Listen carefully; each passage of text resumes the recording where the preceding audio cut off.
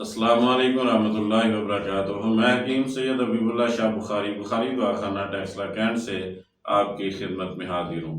آج کی اس ویڈیو میں ہم بات کریں گے برہمی بوٹی کے بارے میں، جس کو براہمی بوٹی بھی کہا جاتا ہے، اور اسی طرح انگلش کے اندر اس کو انڈین پینی ورڈ کے نام سے پکارا جاتا ہے۔ برہمی بوٹی ایک چھوٹی بوٹی ہوتی ہے جو کہ چھتے دار ہوتی ہے۔ اس کی شاخیں جڑ سے ہی نکلتی ہیں اور باریک باریک شاخیں ہوتی ہیں۔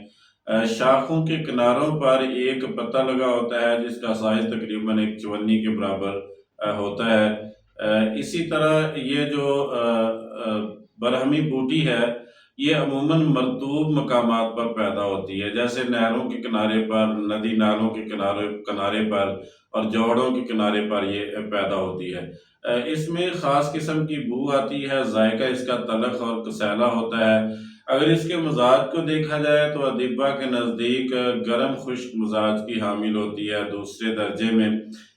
مقام پیدائش اگر اس کا دیکھا جائے تو متحدہ پنجاب یعنی ہندوستان اور پاکستان میں یہ پنجاب کے اندر پیدا ہوتی ہے۔ اس کے علاوہ دیگر بھی علاقوں کے اندر جو ہے یہ پائی جاتی ہے۔ اس کو اگر استعمال دیکھا جائے تو یہ کن امراض کے اندر ہم اس کو استعمال کر سکتے ہیں، کون سے فائدے ہم اس سے حاصل کر سکتے ہیں۔ اللہ تعالیٰ نے اس کے اندر بہت زیادہ خاص فوائد رکھے ہوئے ہیں۔ انسانی دماغ کے حوالے سے، دماغی امراض کے حوالے سے اس کو استعمال کیا جاتا ہے۔ اس کا شیرہ نکال کر پانی میں دماغی امراض کے لیے استعمال کیا جاتا ہے، تقویت دماغ کے لیے اور حافظے کو قوی کرنے کے لیے استعمال کیا جاتا ہے۔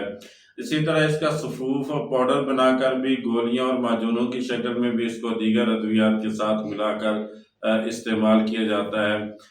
اسی طرح یہ مفرح اور مقوی اعضائے رئیسہ بھی ہوتی ہے، یعنی دل، دماغ اور جگر کو طاقت دیتی ہے اور فرحت بخشتی ہے۔ دافع جریان کے طور پر بھی استعمال کی جاتی ہے۔ وہ مریض جو جریان منی کے مریض ہوتے ہیں ان کے لیے یہ فائدہ مند ثابت ہوتی ہے۔ اسی طرح یہ خون کی صفائی کے لیے بہترین سمجھی جاتی ہے۔ پھوڑے، پھنسی، خارش، داد، چنبل یا کوئی بھی جلدی مرض انسان کو ہو تو اندرونی طور پر، خوردنی طور پر خون کی صفائی کے لیے اس کو استعمال کیا جاتا ہے۔ اسی طرح یہ مرین شکم بھی ہوتی ہے، یعنی وہ لوگ جو قبض کے مرض کے اندر مبتلا ہیں، پخانہ سخت آتا ہے، ان کے لیے فائدہ مند ثابت ہوتی ہے۔ پیٹ کو نرم کرتی ہے، پخانہ آسانی سے نکلتا ہے۔ اسی طرح یہ مدر بول بھی ہوتی ہے، پیشاب کی بندش کو ختم کرتی ہے، پیشاب کھل کر آتا ہے۔ نسیان یعنی جس میں انسان چیزوں کو اکثر بھول جاتا ہے، اس مرض کے اندر، مرگی کے مرض کے اندر یا جنون کے مرض کے اندر یا دیگر دماغی امراض کے اندر اس کا استعمال بہت فائدہ مند ثابت ہوتا ہے۔ برہمی بوٹی کا رس نکال کر اس کو شہد میں ملا کر اگر گائے کے دودھ کے ساتھ استعمال کیا جائے تو یہ بالوں کو مضبوط بھی کرتا ہے اور سیاہ بھی کرتا ہے۔ دماغ کو پرسکون کرنے کے لیے بہترین ہوتی ہے، اس سے پرسکون نیند آتی ہے۔ تو پتہ یہ چلا کہ برہمی بوٹی کو اگر دماغی امراضی کے اندر استعمال کیا جائے تو بہت زیادہ فائدہ اس سے حاصل ہوتا ہے۔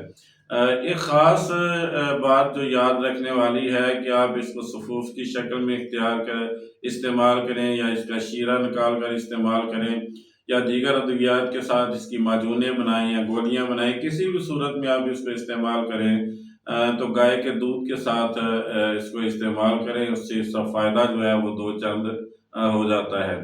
اب آتے ہیں اس کی مقدار خوراک کی طرف۔ تو اس کی جو مقدار خوراک ہے وہ 3 ماشا سے لے کر 5 ماشا تک ہے۔